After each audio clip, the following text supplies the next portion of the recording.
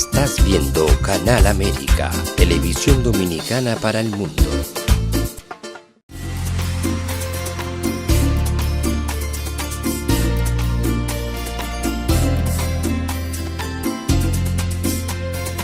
A Time for Truth show is sponsored by the Office of Dr. Bernard Fialkoff, a periodontal, dental implant and laser specialist in New York City, for over 40 years.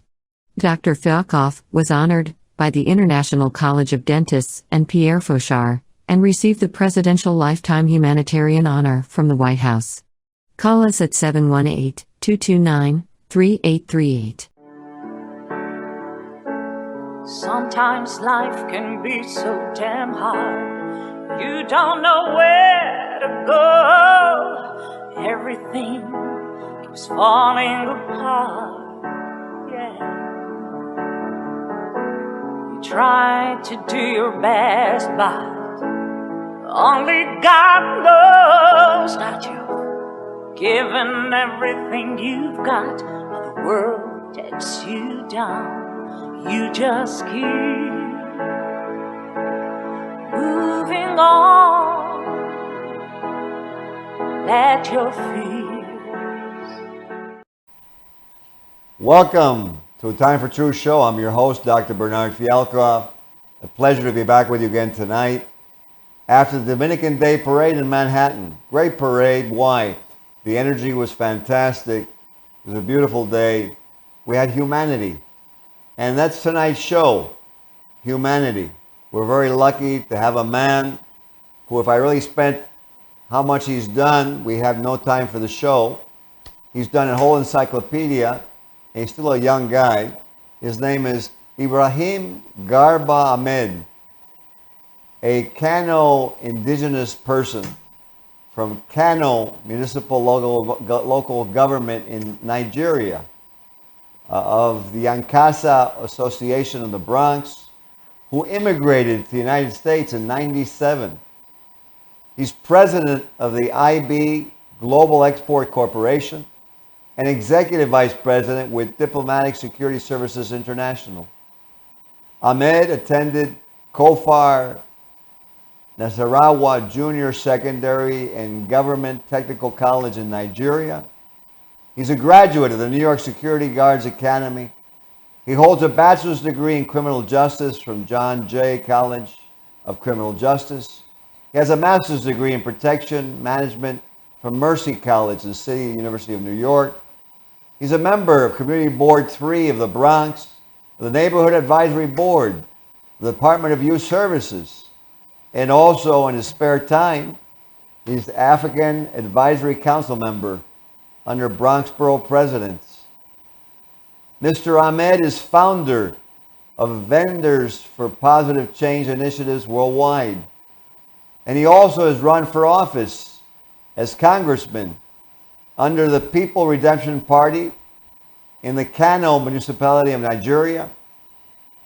Ibrahim is a motivational speaker, a diaspora political juggernaut, a change agent, and successfully contributed to President Barack Obama's and President Muhammadu Buhari campaigns. His expertise encompasses public and private security operations in Atlanta and New York City, amongst others. And he worked with the Human Resources Division in social work in New York City and in Abuja. He's worked with the NYPD and with New York City Human Resources in social work. And really, I've cut out probably about half of his bio, because in all seriousness, we'd have no time for the show. But I want a bit of warm welcome, Booty, if you bring him up live, to Ibrahim Garba Ahmed, to A Time for Truth show. Welcome, sir. Thank you very much. Thank you for inviting me here.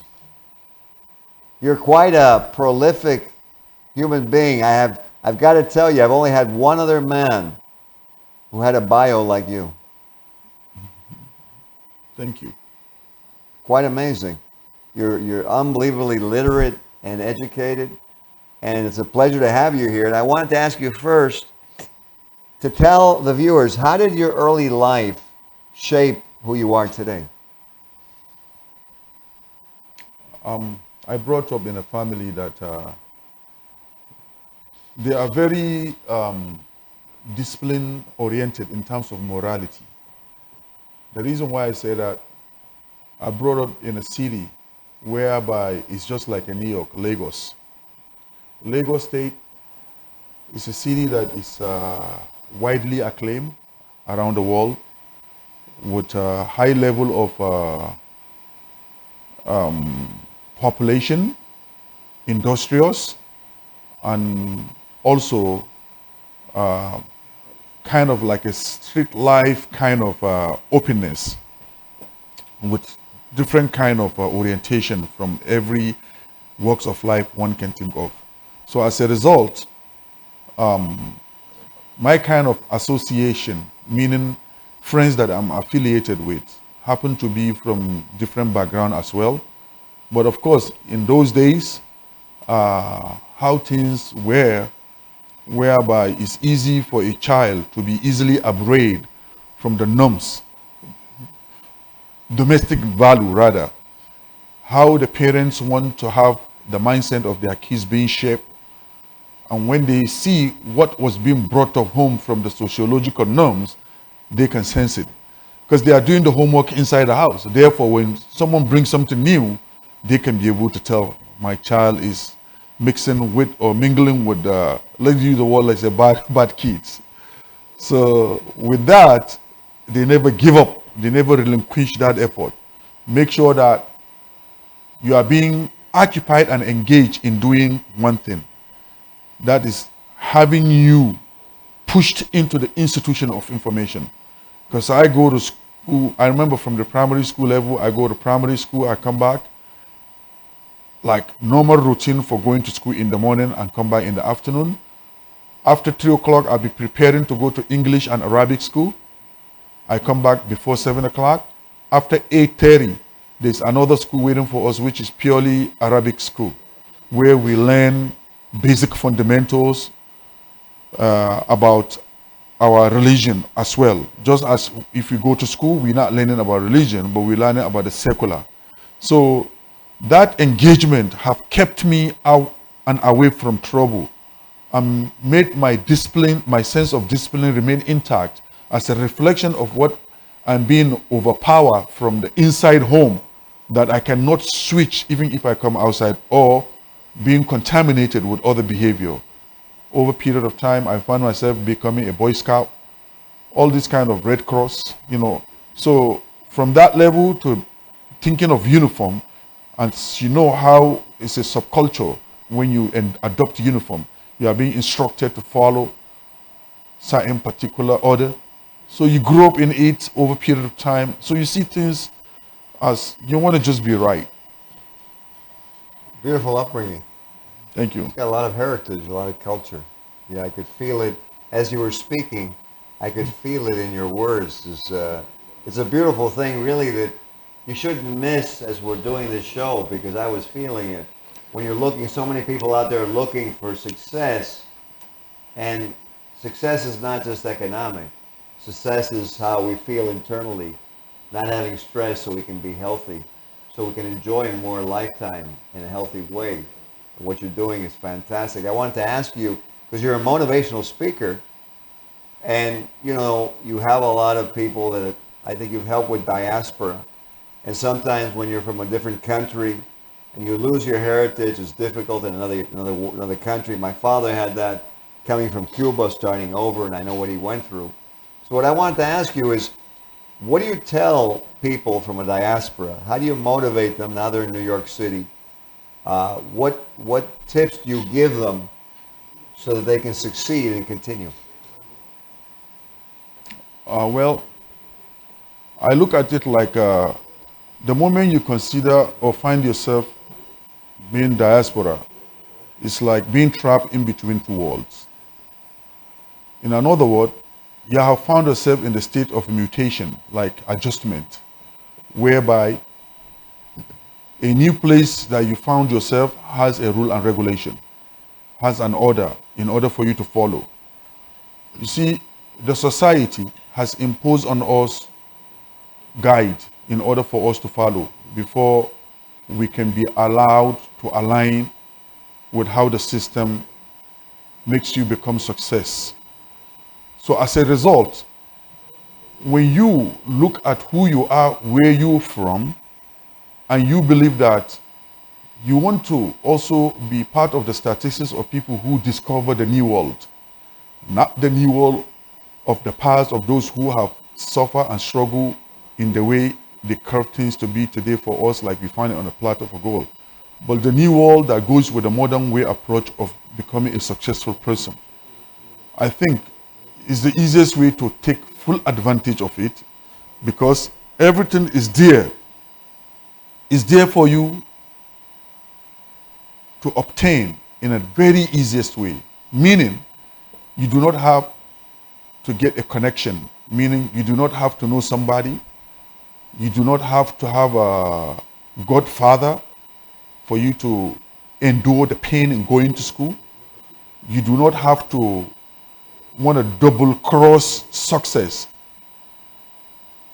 but rather go through the channel of the pain that most people who have become successful today have endured without thinking otherwise.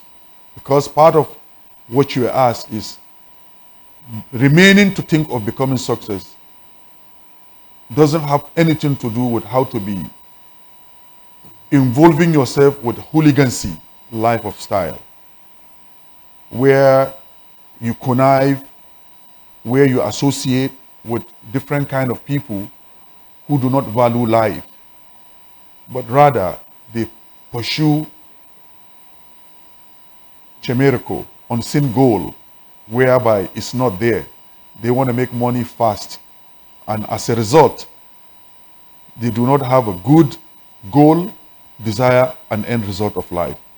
So I think once those guides are being followed, as it is found led already, then I think you will be good.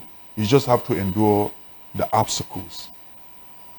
It's so true. You know, sometimes people give up when that may be the last obstacle that they have, and you're correct. You know, I found that in my life that I have to apply that. Sometimes you get so frustrated you want to give in, but you know, then you also do security and investigations.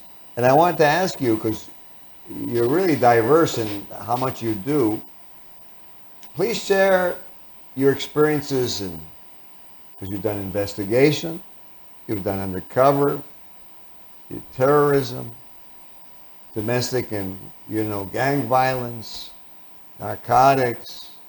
I mean, it's almost like those TV shows, you know, that I watched when I was a kid. So please relate a little bit about that part of your life and what you found in that sphere of life. Yeah. Okay. Like I said to you, it's an antecedent that shapes one's life to think of want to belong in a particular. You know, like how the saying goes that don't let your friend choose you, but choose who your friend is. So as the same way applies to what you want to do with your life and how you think the life should be. See, man has been so inhumane to humanity because of syndrome of hate, materialism, and selfishness. So as a result of those three elements being seen and defined by different individuals due to their background, that determine the kind of lifestyle they will live, because that's what is still in them. Finding myself into the world of security, again, goes back to what I said earlier. Even the time I found myself with the privilege to attend a school to learn criminal justice, I just want to know, I want to discover, I want to explore deep down inside the human behavior that relates to criminality. What motivates man to be that inhumane to another humanity? Even moral or without moral, religious or without religious. But just on an ordinary day, what makes you want to be good to another? What makes you think that it is easier for you to break into another person's door to just take everything and think that everything is all right? So, of course, We are human, we are Homo sapien. We have to put thoughts together to make something make sense to us, not like animal. As a result, yeah, I pursue a career education in criminal justice, which have shaped my life, have made me be who I am, have found something that I have been yearning for in life to become, just to be able to touch the base of the philosophy behind why people want to commit crime, the history of criminality, which not only within certain demography of the world, but also generally, globally, there is so many different history of why human involved in this criminality. So in this industrious world and civility, meaning civilized world has brought us so many challenges. And those challenges led to many things, like you rightly mentioned. Like for example, during September 11, I happened to be privileged to be engaged in some of the investigation with one of the national security institution or agency rather, which I won't mention the name. And I have learned so much during that time. It has taken me deeper down into what I have been dreaming for. It makes me become so humble. It makes me, even when I see human, I'll be thinking that, should I become a phobia or not? But because knowledge is power, just like how when you are sick, you need to contact a medical doctor to secure for a cure. So the same way, when you find yourself in the discipline or the line of being educated as a criminal justice person, you also want to be able to prepare yourself so that you can entertain, accommodate issues at hand that has to deal with the criminal behavior. So, while I was in the police department, I had the privilege to also participate fully in so many units that deals with the same thing I'm talking about. Undercover? Before that, like for example, gang unit that deals with Gang the jolly violence. teenagers, something like that. So a lot of operation, like certain things you don't just make it open, because it's not only that it has become part of you, and also it's like a sealed kind of profession that you always in and want to apply to change life at the very right place. Not to come on the media to make it like a boast to open some keys. So when you go deeper into that, learning the behavior of gangism with this color-coded kind of names, blood, stuff like that, working with them with the school community safety, police community safety unit, then you will learn a lot about the behavior and why children are into where they are today. I was also involved in the teen cases under Institute of Mediation and Conflict Resolution, whereby, direct or indirect, police are being packed or loaded with so many activities that even from police academy, you won't find them being qualified or educated about particular things. Yes, because when it comes to social science, it's wide and big. So you left that with the sociologists and criminologists who want to explore why people commit crime and how to bring about solution to that kind of behavior. Even psychology. It's very interesting because you're kind of not transitioning into the question I was going to give you, because I looked and I said, well, it's very interesting. He went into this security, enforcement, police, undercover, and then I see, then you go into social work, and here you are working with the New York City Human Resources, and now it's almost like you're unraveling like what you're starting to go into.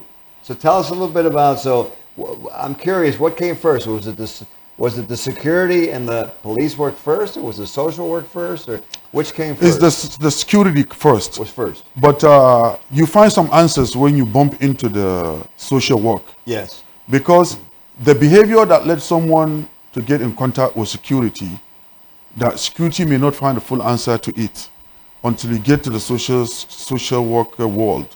Yes. Then you will discover it at depth. It's like a professor who had been writing a book about police science, but never been arrested before, not to be taken through the sequence of how a person who is arrested go through. Once my professor enlightened me that he wrote so much books, being consultation as an emeritus, but at the end of the day he said that this is my only thing, Ahmed. So I then use and borrow that ideology, because the more the student learn, the less gap between him and his teacher. So I always want to pick some wisdom words that are very solid and powerful, are magnetic, to carry it along in the back of my head. Wherever I go, I utilize them. So bumping into the world of social services gives you the idea and the diversity in very bigger and larger picture to see the answer that led to the beginning of the reason why even you cross through security all the way down to where you are found in the social service. Why do I say that? Because when you are being brought or sent to the social services, you are being brought, let's say you have a DV case. Police maybe are the first contact. They only do their work within the cycle of the criminal justice. Yes. Police, correction, and court. They operate within. They molded you in the way they believe that they are being taught philosophically, theoretically. So they do not have the actual medicine for you to be rehabilitated in a certain way. But maybe in a way that the fear of you being brought to them is for you a deterrent. the deterrent. Right. So, but you see, with the social worker, they follow you with wherever you go and you may want to go with your life. For example, Well, that's what I was going to ask you, because I think you're going to go into it, but I'm very curious, because you have all these fields that you've been involved in. So what is your own surmise, like your own personal opinion now, looking at this? How do you view this? Because I know the viewers will get a lot from your experience and breadth of knowledge. What do you see as causing these things, that a person goes criminal, a person goes antisocial? What have you seen? What's your opinion on this?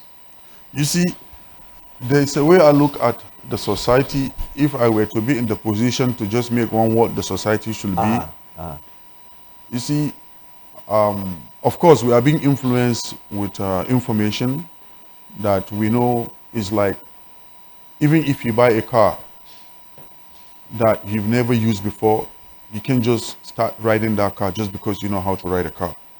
Definitely that car may be different brand that you've never used before. So we as a human being from different society, we have certain kind of structure, culture, tradition that we adopt that makes who we are in our life, especially in the society here.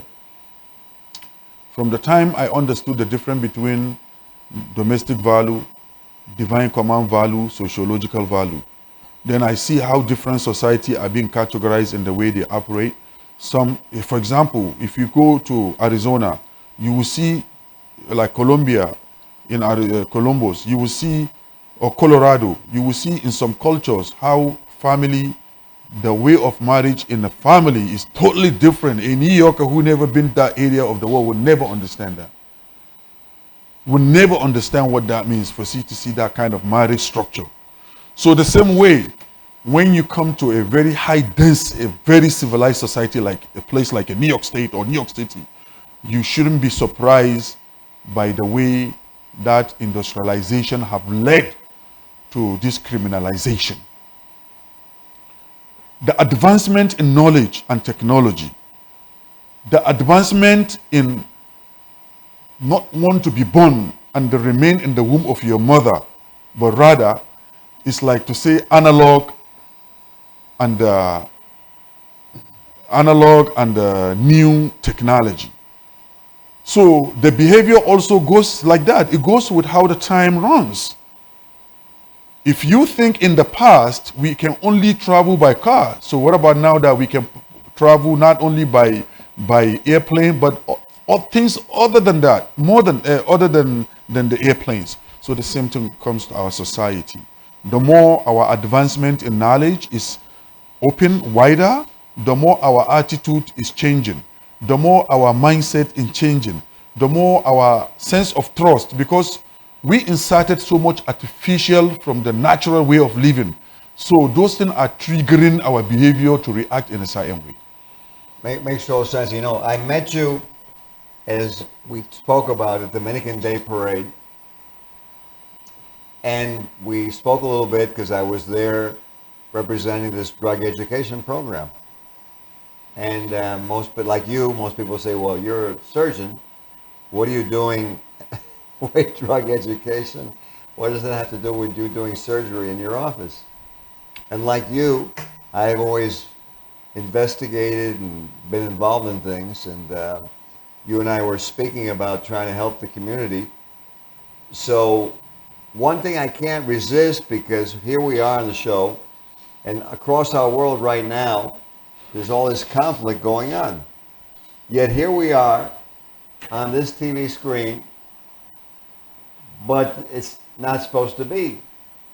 But here we are communicating, and you feel that there's no negativity, and it's coming across to you, the viewer, I'm sure. And there's a point to be gotten here, because we have these conflicts going on in the world, and you hear these things sometimes in the media, as you said, that leads you to some kind of maybe jaded opinions. They're not true. But here you have this white guy, and here you have this black guy, and here you have this Jewish guy, and here you have this Muslim guy. And yet here we are conversing, and there's no war going on. There's no killing going on. And we're actually solving, or we're looking to solve humanity together, because it's really a miracle.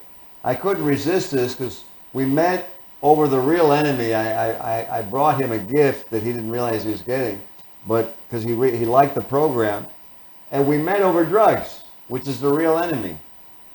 And, you know, I couldn't resist, because when I was sitting, I was looking at this, I said, wow, it's people killing each other in a part of the world, and maybe if we just gave them these hats, they would stop fighting with each other. But you know, it's been we need more time, because you have such a breadth of knowledge. But I wanted to at least, because I know we're going to be working with this program together in the city, I wanted to present you this as a gift from Drug Free World. Thank you. You know, I really appreciate that you've taken the time to be here, because I can see from what you do that you have a lot of duties and functions. Thank you very much. Appreciate that. I appreciate you. Thank you. Unfortunately, you know what I'm going to say to you, we've run out of time with the show. We're going to have another show. But it's been a pleasure to have you. Anytime. My pleasure as well. Thank you. Absolutely. And for those of you watching, I know you've gotten a lot out of the show. That's the purpose of A Time for Truth. The truth is we're humanity. The truth is, like he mentioned to me, in Nigeria there's a lot of discipline. And there's a lot of education. And that's a beautiful thing, because with education you can see. With discipline, you can go beyond the norm. Let's do that. Let's realize the miracle of life that we all share together. Let's apply a little discipline. Let's apply a little bit of education. And let's communicate like we did on the show tonight, and see if we can't resolve more in the future. You know, you have a very appropriate name, Ibrahim, from the Bible. You know, in American or in English it would be Abraham. Mm-hmm. But I like Ibrahim. So Ibrahim, thank you for being on the show. Thank you very much. Thank you. I appreciate it. We hope you enjoyed the show. Thank you. And thank you for watching. We just finished the Dominican Day Parade in Manhattan. But Ibrahim and I were talking about in Paterson, New Jersey on September 7th, Sunday. You're all invited. Let's make a rainbow of Drug-Free World Parade on that Sunday. If you want to participate, fdfwamericas@gmail.com, fdfwamericas@gmail.com. We'd love to have you. We'll see you then. Have a very good night. This show was sponsored by A Time for Truth Foundation Incorporated as a community service. Sometimes life can be so damn hard. You don't know where to go. Everything keeps falling apart. Yeah. You try to do your best, but only God knows that you've given everything you've got, but the world takes you down. You just keep moving on. Let your feet